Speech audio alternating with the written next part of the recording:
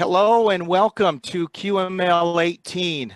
We have a great program planned for us today, and we've got a lot of leaders joining us. Very quickly, I'd like to introduce our Chief Mission Officer, Roberto Sanchez-Mijarata, who's here.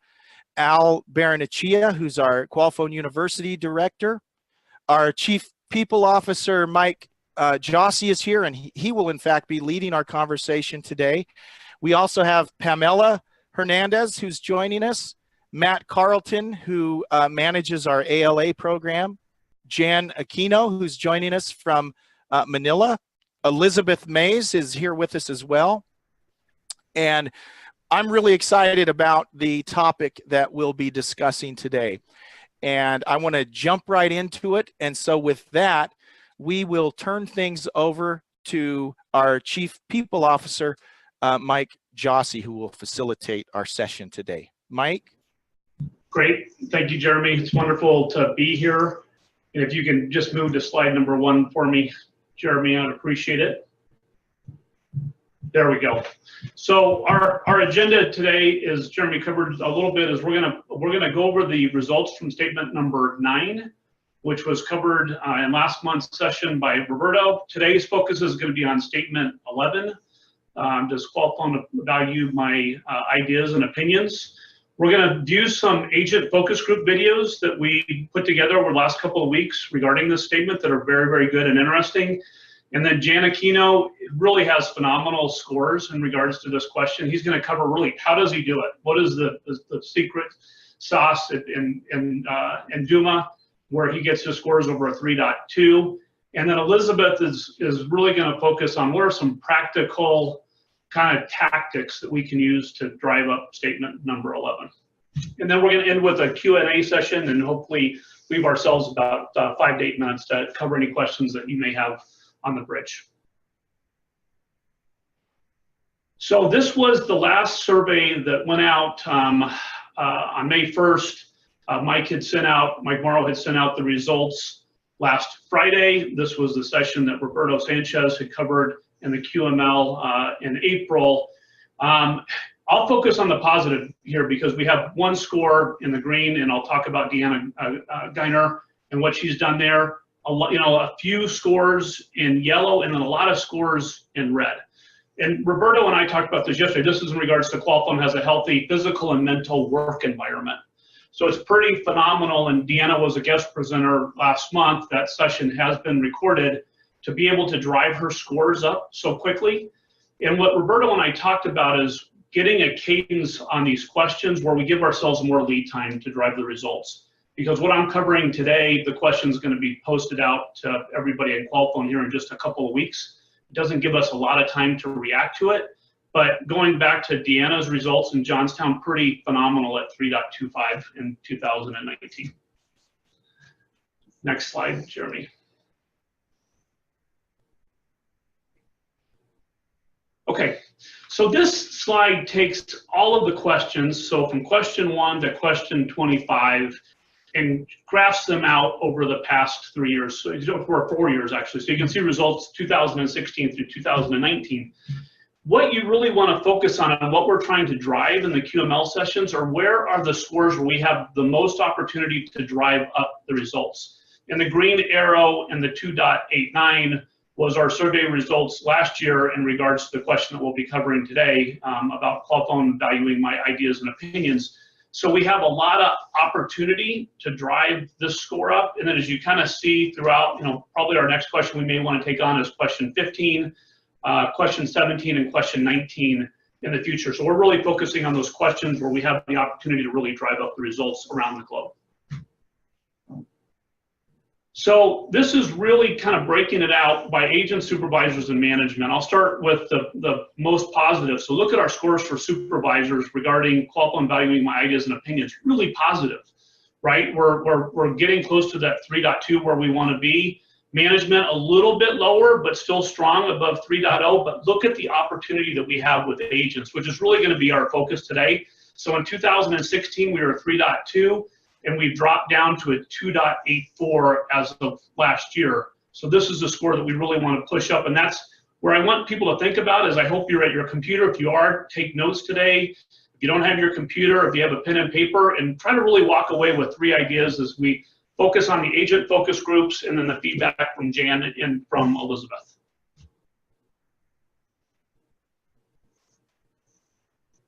And then I'm going to cover these real quickly. I think you'll hear this in the focus groups. I'll just read the one on the left. My supervisor is the most amazing supervisor I have ever had, and he truly listens to us when we have ideas and makes us feel like an important part of Qualfon. You'll hear that in the focus groups. There was a lot of positive statements. And then we'll look at the one negative statement, Jeremy, and then we'll jump into our focus group videos.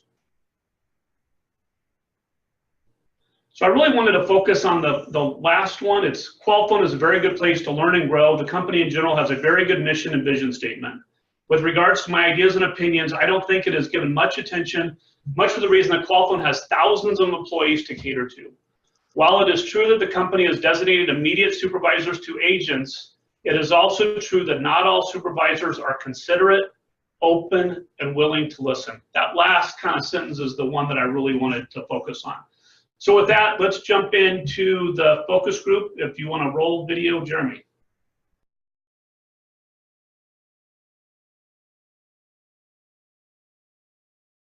I've actually had a couple of different supervisors here, and I think across the board, they're really good at, and they don't always do, you know, what we want. Obviously, we don't have the big picture, but they definitely, I think, take the information that we give them and the stuff that they can do, they find a way, you know, to make it happen. If we're having a hard time, they definitely do what they can to try to help, or you know, take suggestions on, you know, different things on like that we think would help. They find a way to make it happen. That's basically what she said. He actually does a body temp, where if you are having a hard time, he will ask you. He will ask you personally if, are you okay? Are you doing fine? Are you having some issues? And yes, it's a yes for me. He talks about the importance of their supervisor being concerned if they're okay. Yeah, we recently had Easter decorations, and they listened to everyone's idea in the pod. They listen. That's important to him. That's really, I really appreciate that on a leader, because I mean, that's what a leader is supposed to do. Listen to your ideas and make sure that every question that you have is answered. So yeah, she definitely does. Again, they are listened to. He's like, hey, talk to me, what's going on? Is there something I can help you with? I will definitely do it. If there's some feedback, he listens to all of us. We're like probably around 20, and he listens to everyone. He's willing to listen to everyone. But they also help us form committees on things to do for the agents and things like that. So that's something that's really important to us as agents, seeing those higher management people including us in those company decisions on what to do with us. So that's very, very helpful. She talks about the importance of feeling included. I know, like for us here, our OM on the floor, he's always in his office and he's always got his door open when he's here. So anytime, even if we're just struggling with numbers for the day, he always tells us to come in, talk to him. He's willing to listen to our calls or work with us in whatever way he can. An open door policy is what she's talking about there. That's important. So maybe if there's something like, I don't know, a monthly distribution of a suggestion that they're working on or something like that, just to let us know that they're still listening. Just spitball. He recommends the importance of acknowledgement of our ideas. We always have to answer like the survey, but honestly, none of us actually know what it really is or why are they making us like answer these questions. So basically that's something that we really want to know, that we're like willing to know and understand, because we really don't know. She wants to know why, for instance, we do You Matter with Mike. Here we did start, well, we had it only one time. It was supposed to be something that went on, but it only happened once. But it was a very good idea where we would meet once a month with our site manager, and we would have at that time to voice any concerns, anything that we wanted to get off our chest. So I thought that was real good, and it was supposed to go on. I hope she starts it back up, but that was something that I hope that she continues on with because it was a really good idea. Consistency is very important. Our team leads will have weekly, not only weekly meetings with us, but we also have monthly meetings where we get together, not just one-on-one, but as a team. And that way we can bounce ideas off of each other. And then he can take that to the higher managers to see if that's something that could be done or not. So that's just a suggestion of what we do here. They talk about the rhythm of communication, having consistency. The You Matter with Mike surveys, right? And Walter is trying to ask if what's the resolution? What happened after that, after the survey? What happens after the survey? That's a great question. My suggestion is, look, we do understand that some of our suggestions might not be we might not get a yes, but at least explanation. Not just saying no and that's it. Just an explanation can make it work at times for us, the agent. It's okay to say no, but explain why.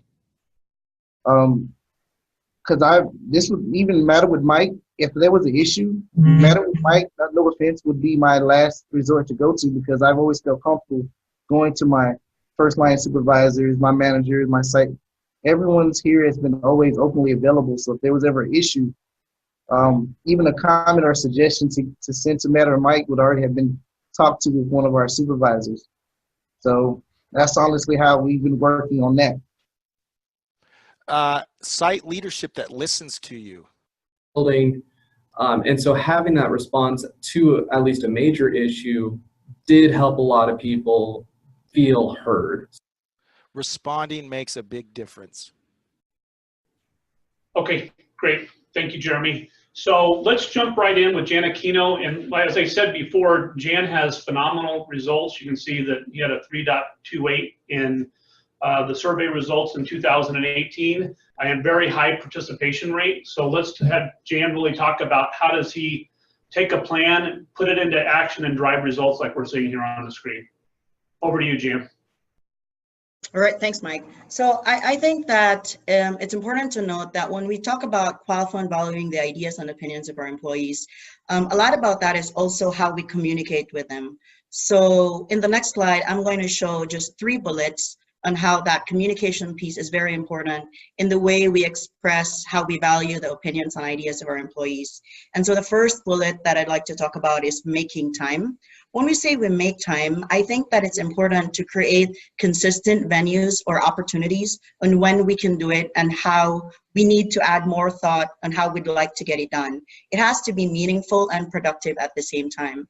So the examples to this are the town hall meetings, which are quarterly, and the team meetings, which you can participate as an OM or as a site director, that's done by the team leaders. The focus group discussions that you can do every so often too. You can do it once a week per program if you have an opportunity. And also just the weekly coaching. So different venues, you need to make sure that these are all consistently done. And I'd like to also emphasize on the weekly coaching that's emphasizing on the soup interaction.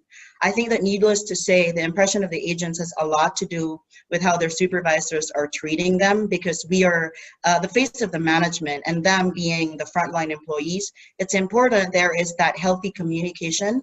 And so if we talk about valuing opinions and ideas, it doesn't always have to be about process or program or company-wide updates. It also can talk about the personal development of the agents, which the agents would appreciate if they would have a say on. So if you talk about how they'd like their career to go forward to, or how they'd map out their career, then I think it's important that the weekly coaching is consistent and that it is a quality coaching. And then second piece to that is ensure optimum participation when you do it. So when you do the town halls, the team meetings, you have to kind of track what are the tenure groups, which teams you've already talked to, which supervisors these agents are from, so that you can establish trends if there's any, if there's specific issues that are unique to one program, you're also able to track that. And the last is related to that is track participants and account for issues.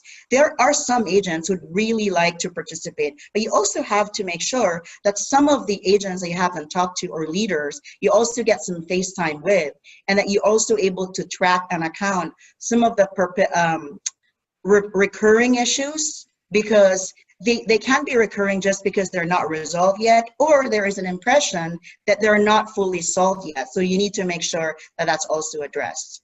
The second point is really defining relevance. What that means to me is you have to ask the question, if there's an information that you want to give to everyone, what it means to them and what it means to you. Need to be able to relate it to their current role so that it's more relevant to them. So for example, if it's about overtime that's being run, if it's about a program or process or KPI changes or scorecard changes, these updates need to be relayed or communicated with them in a manner that they understand. So if it's the agents, then you talk to them about the agent scorecard and why. If it's a team leader or the trainer scorecard, then you need to be able to talk through those things and translate that into what it means to them. Because until you're ready with these information, they really are not going to appreciate as much versus you knowing what the update is and how you're able to translate that into their perspective. And the last piece is just aligning delivery. I think it's really important that we hear our employees and our agents and our supervisors. But it's also very important that when we don't only hear them, but we respond to them with certainty and precision as much as possible.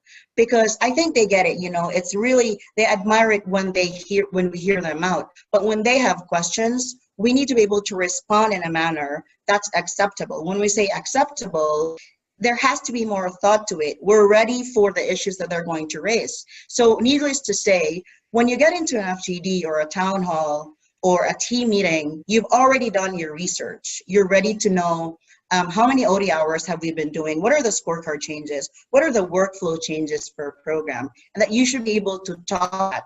We have to remember that we don't always get the opportunity to do the town halls. So while we say we hear you, it's also equally important to already address the issue right then and there.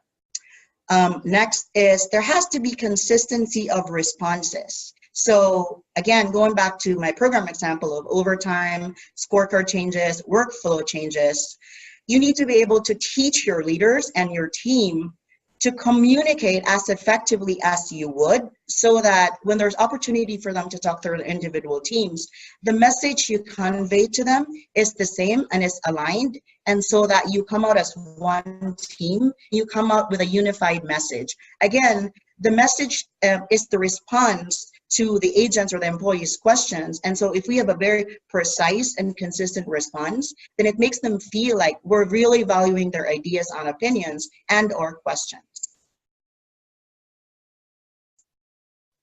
That's what I have. So again, make time, define relevance, and align on delivery. Thank you. Thank you, Jan. Great advice, and we can see why your scores are so high. So our next presenter is Elizabeth Mays, and Elizabeth's really going to talk about kind of some practical tools that she's used in her past to drive these scores up. Elizabeth? Hi, team, and thanks so much, Jan, for sharing. I think those are great insights, and you'll hear some common themes. So one of the questions many of you may have is, how do I do those things in a time-effective way, right? Where all of our management team and supervisors are quite busy. So listen, you know, that's part of our role as a messenger. You remember our little cube here, messenger, mentor, manager. You know, one of our jobs is to listen empathetically, right, and sincerely. And that empathetic listening can take place in 5 to 10 minutes. It doesn't have to be a 2-hour meeting. So, you know, just taking some time, as Jan said, to sit down and listen to an employee for a short period of time can be very effective if we really listen. The second step in this easy process is simply to acknowledge, you know, thank you, that's a great thought. And then third, write it down. Write it down in your phone, like on your notepad, write it down on your computer, write it down with a good old fashioned, you know, pen and paper. But writing it down ensures that we're actually going to remember what the person suggested. And some of the very best ideas I've heard came from hallway conversations. direct then the ideas to the appropriate party, right? So for a supervisor or a manager or site director, some of these decisions are much bigger than can be made at the site level. So direct those up to the appropriate parties. If it's a recommendation about a travel policy, we can feed that to our finance partners. If it's a recommendation around benefits, we can feed that to me, to Mike, and to Renee, and to others that govern benefits here to bring forward to the senior leadership team. So writing it down, then channeling it to the appropriate party is really effective. Again, doesn't have to take more than 30 seconds to draft a quick email. And then follow up with the employee to say, hey, listen, that was a great suggestion. It's beyond our ability to impact here, but I have sent it on to the appropriate parties. So I think this little cycle is easy to remember and need not take a lot of time. So again, there's some more detailed pointers here, and we'll make sure that we share those pointers with the team who joined today afterwards. But again, most employees just want to be heard. So listening 5 to 10 minutes doesn't take that long. Again, sometimes I've just listened in a hallway to somebody and written it down. All ideas have value under acknowledging it. Some of what seems like the most impractical, outlandish ideas are what landed man on the moon, right? Some of these ideas may seem far-fetched to us at a site level, and they all have value. So it's important to acknowledge the value of the idea. Writing it down, again, signals that we have respect and dignity for the employee's concepts and that we're going to actually do something with that idea and directing it to the appropriate parties, as we mentioned before, because some things may be beyond, what is our realm of authority at a given site or location or remotely or whatever our role may be, and then following up to let the employee know what we've done with that suggestion. And here, what you heard Jan say is take action. If it's something that you can affect and there's a quick fix and it's easy to make sure the water cooler is full, just make sure the water cooler is full and people will immediately see that impact. So following this process, I think that you'll find that there's a high impact to the employees feeling heard, and you'll also just got a lot of fabulous ideas. And again, it doesn't have to be very, very time consuming. It can be a quick process of just gathering that input. We get literally thousands of suggestions that come into human development every year, thousands, if not tens of thousands of suggestions. And Mike will tell you, it's all on a tracker. We write it all down. We can't get to it all at once. It might take us 5 years to get to some things, but if it's a great idea and we know it's worth pursuing, it's going to go on that tracker somewhere. So those are my thoughts, folks. I hope that it's very helpful and happy listening. Thank you, Elizabeth. Appreciate the guidance and advice. And with that, that is the end of the session, but we're going to open it up and we want to listen, really, and we wanted to make sure that we had enough time for a Q&A today. Jeremy's going to run this session, so Jeremy, I'll hand it back to you. Thank you, Mike. And I would just ask all of the panelists if they want to come online here. This is an opportunity for you to ask questions to any of the folks that presented or any of the other folks that are on our panel. You can do that via the chat function. And there is also a Q&A tab at the bottom where you can submit questions. So feel free to just jump in and ask those questions, and we'll kind of handle those based on who is maybe the most qualified person to answer those questions. And I see that we've got some folks raising their hand here, and we will I just got to figure out how to see what Cindy's question is. So Cindy, you have a question here. And let's see, we're coming into chat here. Okay, all right. As soon as I find your question, Cindy, we'll address that.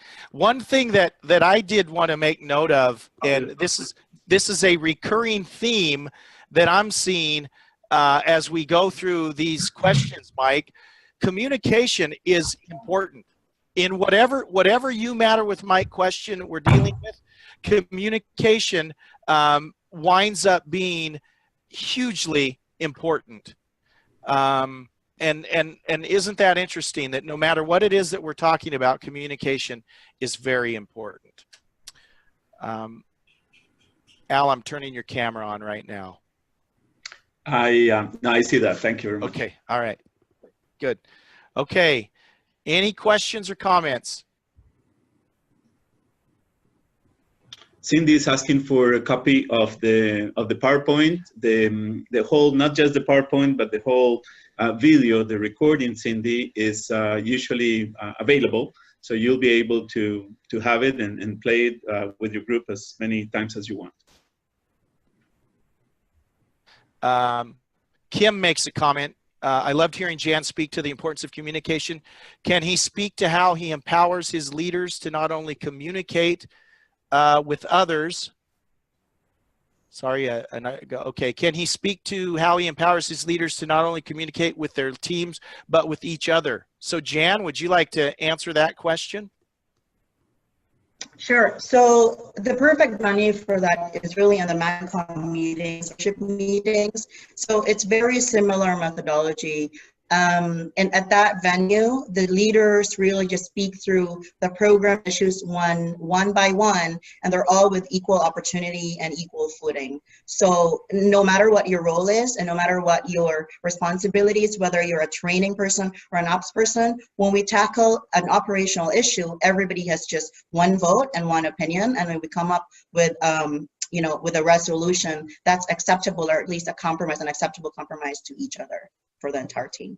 Thank you. We're going to give this next tough one to Elizabeth. You guys didn't know this was going to be so hard when you volunteered to do this, did you? Okay, Elizabeth, how do you handle a heated conversation due to a hot topic? Let's say performance bonus changes or the like.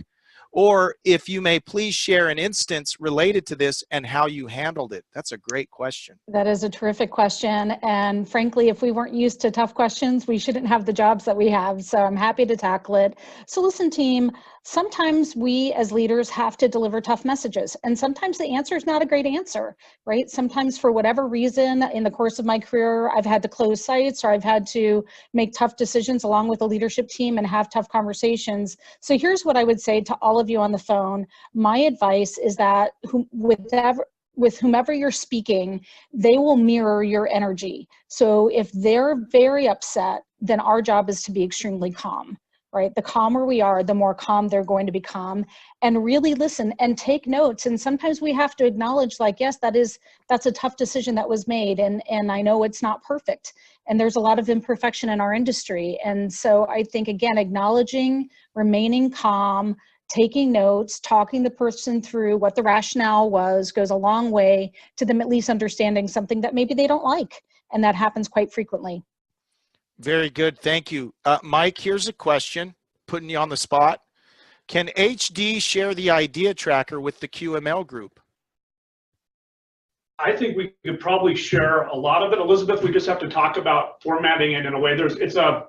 It's really an Excel worksheet with a lot of different tabs for categories within HD, but I think we can probably categorize that in a way that we could share it out with the QML team. So Elizabeth and I will tackle that and share it back out with everybody. Great, thank you. And here's a question. This might be a good one for Roberto to answer, or Mike, you might be a good one to answer too. Cherry says, do we currently have an online form where the employees can freely write their opinions and or suggestions? So if I can answer that one, Jeremy, Roberto and I just talked about it. I think we need a centralized depository where employees feel that they can share their ideas and that they're heard and socialized. So we don't have a platform for that yet that I'm aware of. We may have something in group 4, but Roberto and I will tackle that, and we should probably have something, I think, Roberto, in like the next 30 days in terms of an idea on something that we could roll out. Great, thank you. I'm going to ask a question of Matt Carlton, if I could, really quick. Matt was a site director for years and years, and I had the pleasure of working in his site for years and years. And I'm wondering if Matt could just very briefly share with us some things he did to get feedback from that agent level. Yeah, thanks, Jeremy. We did several things. At different levels. I engaged at one point engaged my mission team to do subsequent surveys and try to work way ahead of the questions so that we knew where people were feeling and if we could act on them on there. So they would do much like Elizabeth was saying. We'd sit in the break room or do little surveys or just make sure they were in actually in some kind of structured contact so that they were soliciting ideas and opinions out of there. We made a big effort to address these during the town halls. The town halls really evolved into messaging what the concerns were that we mined during the month, and so we could bring those out and really bring solution. And again, I agree with Elizabeth completely. Sometimes those solutions were difficult, and you had to be really honest and upfront, have empathy for the difficult information you might have been putting out, but you had to be real honest when you were putting those out.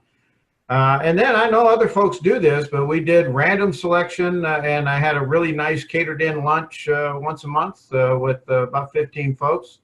We rotated them at agent level only that came in, and we would have just open, free conversations up in my office. My office was always like a big conference room more than an office, so I always had people in there working. So I like to work in the chaos. But yeah, I think you have to, because you have to make a lot of effort to penetrate those layers inside your organization and really be a personality throughout that organization. So we talk about some of that in the Advanced Leadership Academy too, as we're going through.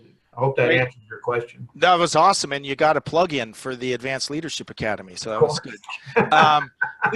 We have hit our time. I want to thank our panelists, especially Mike Jossi, who facilitated, and this was a great session, guys. I really appreciate the questions, and this was great. Thank you for joining us.